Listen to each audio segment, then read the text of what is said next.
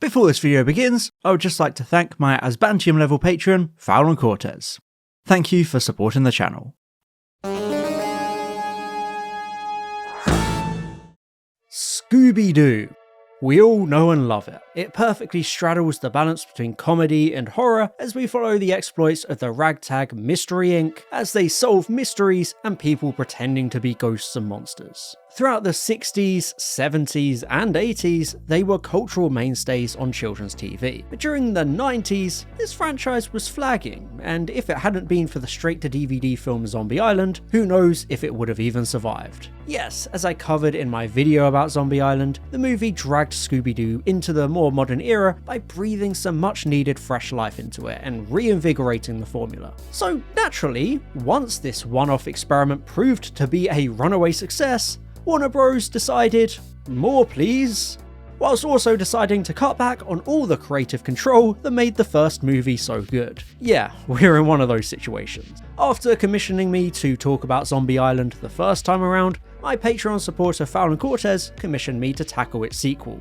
The Witch's Ghost. And it's not great, but at least it has goth girls. Which hand of the witch hand will it be? This is the most obnoxious thing I've ever experienced in my life. If you're somehow unfamiliar with Scooby-Doo, even in this day and age, I mean come on, seriously, it's everywhere, how can you not know? It's just a simple cartoon about a group of friends solving mysteries and supernatural goings on, which almost always end up just being Old Man Jenkins trying to scare off kids from his museum, or something along those lines. And we see that tradition at the start of this movie as the gang catch some bitter archaeologists trying to sabotage a museum. Oh, and the opening theme is done by country music singer Billy Ray Cyrus for some reason. I guess things really were tough in the period between his one-hit wonder and selling his daughter into the Disney Channel child acting factory. Anyway, the premise is that the protagonists meet Velma's favourite author, Ben Ravencroft, who is basically a knockoff Stephen King, even down to the New England setting he invites the gang to. So, New England, what are we in for? Lovecraftian sea monsters? Cosmic horror entities shape-shifting into evil clowns? Oh, no, it's just a normal-ass witch. I mean, I guess you have the history of Salem, so it makes sense. Really?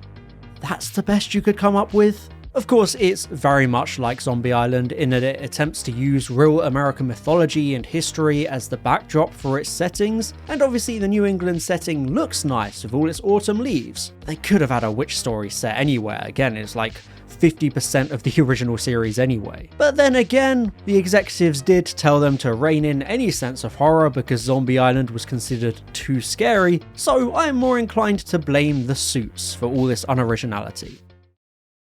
Ravencroft's hometown of Oak Haven has suddenly become a big tourist trap, making everything too busy. Yes, it's Oak Haven Autumn Fest, a big festival the town now celebrates. What's that? A potential critique of the commercialization of the supernatural that's all too real in the New England region and places like Point Pleasant, where stories like the Mothman have just become things to sell merch about? Oh, no, we can't have that. That's all too clever and sensible for this film. Let's never acknowledge that subplot ever again. Quick, look over here at the Puritan village instead. Honestly, it's always so funny how Americans fetishize the extremist pilgrims even Europe didn't want back in the day. Hell, hating Puritans was like the only thing Protestants and Catholics could agree upon when they weren't too busy burning each other alive. No wonder America is still so crazy with its religious values when it was founded by literal religious extremists. Also, I won't point out the hypocrisy of their descendants now complaining about the idea of religious migrants coming to their country. Pot calling kettle black there. Anyway, I'll get back to the point. I'm sorry for getting so wildly sidetracked. I'd rather talk about anything else than this movie. Unlike Zombie Island, the opening of Witch's Ghost feels very slow and boring, even a bit formulaic. It's not got the same charm and intrigue as that previous movie. The characters feel a lot blander, and there's absolutely no sense of an early mystery to get you interested. You can really tell this was made on short notice to capitalize on the success of Zombie Island. It's so bare bones. There's so much talking and little pointless scenes, but at least we get some backstory for the titular witch, even if it's incredibly stunted and never exactly delivered in a compelling way. Seriously, the voice acting throughout is so wooden it's painful, and they even somehow managed to completely waste Tim Curry of all people. I'm escaping to the one place that hasn't been corrupted by capitalism. space! Anyway, it turns out this Puritan village has disturbed the grave of Ben's ancestor Sarah, who was persecuted as a witch despite being a medicine woman and a healer. Again, it's basically just the Salem witch trials. I appreciate that the movie goes to lengths to highlight how misunderstood these natural healing processes were at the time. There's a good sense of real history and education there. But when the movie later reveals that they were right to hunt her down and condemn her, you realise that nothing about this movie actually wants to teach you anything, and if anything, it just re-establishes preconceived false biases and lies perpetuated by people who were scared of women's ankles. Because yes, Sarah was actually an evil witch all along, but more on that later. But let's get to the point. I was promised goth girls, and judging by the title, so were you. And it takes 20 minutes for the Hex Girls to show up as the only real redeeming element of the movie. The Hex Girls are a three-piece band that are front and center of the marketing, which makes a lot of sense since in the late 90s and early 2000s, goth girls were all over cartoons, probably shaped little Harbo's brain a lot. Shame there's not enough concrete causality there, because if there was, I would legitimately sue for emotional damages caused by insane goth girls. They can and will ruin your life, so be careful out there, friends. Also, personal experience, never tell them you have a celebrity crush on Clara Oswald if you value your own mental and physical well-being. But I will admit that as much as I love Thorne's character design and art style, the Hex Girls just aren't a very good band. I'm sorry. The songs are really, really bad. It's also blatantly obvious that they basically only exist so those songs can be used as filler to pad out the middle and the end of the movie. Like, that's probably 6 minutes of screen time dedicated to just their music playing. It's definitely a time-saving measure. It's funny how fundamental these characters are now considered, how much they're used in memes and referenced in jokes about cartoons, but this actual introduction to them barely features them at all. They just kind of exist, have no real character, and then they're gone. Even by cartoon standards, that feels lacking. After what feels like forever, we actually meet the titular witch's ghost, obviously appearing to Shaggy and Scooby first because nobody ever believes them. Thankfully, we don't go down that route again. Instead, we do all the typical investigating suspicious people like the mayor and the Hex Girls. It's all very run-of-the-mill. I think that's my main issue with Witch's Ghost compared to Zombie Island. Zombie Island had very tight pacing and a great sense of action and intrigue throughout, but Witch's Ghost in comparison is just so slow and meandering. It's slower than the frame rate on this part of the video. Nothing really happens. Witch's Ghost really feels like it could instead be a regular episode. It's the Scooby-Doo equivalent of this could have been a memo. I mean, hell, they even expose a guy pretending to be the witch to sell t-shirts, and that could have been the end of it all. And surprise, surprise, that was the original plan. That was originally going to be the conclusion, revealing that practically the whole town was in on it as a way to market the festival, using the legend of the witch as a publicity stunt in classic Scooby-Doo fashion. But the original team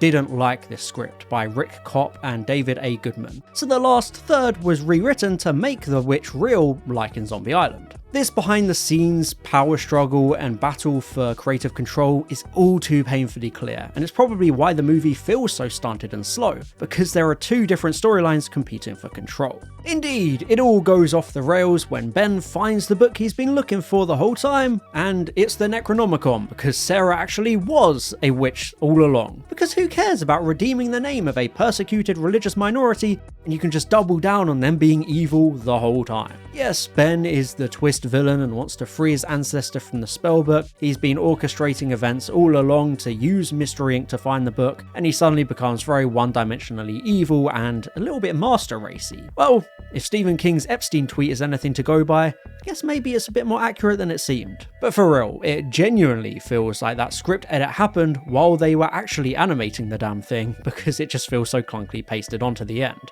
Obviously, this whole climax looks good, it's well animated, but the writing and voice acting is still just diabolical. Sarah comes back to life and starts sending her stink gas everywhere to kill all the trees. You know, how thrilling. At least we get fun little pumpkin critters though, they're pretty cool. But yeah, Thorne reads a magic spell because of her 1/16th Wiccan blood and saves the day. Wait, hold on a second.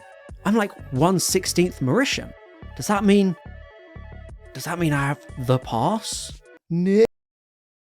Scooby-Doo is something very simple, and it's hard to get the formula wrong. But the problem with Witch's Ghost is that it's too formulaic and just kind of unnecessary. Zombie Island was a huge revelation and a success because it broke from the formula. It did something new and interesting. It gave characters like Daphne actual character. The animation was good and more contemporary. The villains being real supernatural entities was a refreshing twist. But Witch's Ghost is a really lazy cash grab made to capitalize on Zombie Island's success, and it does everything so much worse. There are almost no memorable moments, there are nearly no actually funny jokes, the storyline is stunted and uneven, the voice acting is lazy and phoned in, and it all just really exposes all the behind the scenes struggles going on. I mean, hell, they spent so much time going back and forth on how the movie should actually end that they forgot to just make it a good movie. You know, Daphne goes back to basically doing nothing at all, so does Velma and Fred.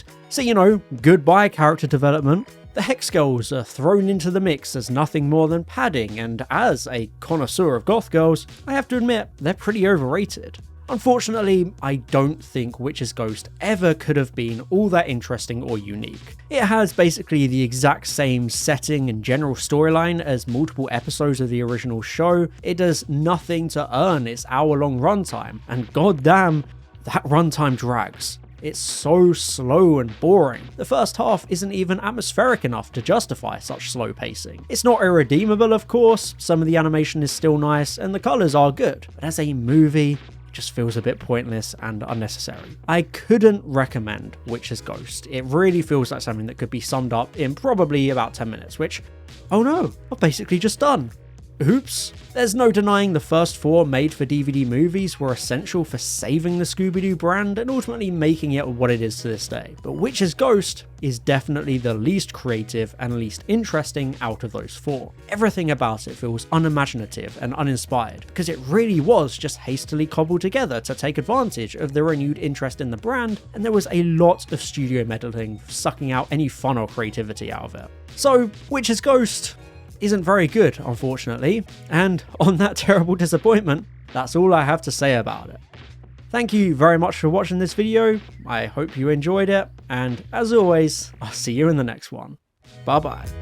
And I'd just like to thank my Asbantium level patron, Fallon Cortez, my Diamond level patrons, That One Sleep No More fan and Valtar, my Platinum level patron, Matthew Burns, and all my Gold level patrons, Chris Douglas, Daniel Shillito, and James Aleula Waterhouse. Thank you for supporting the channel.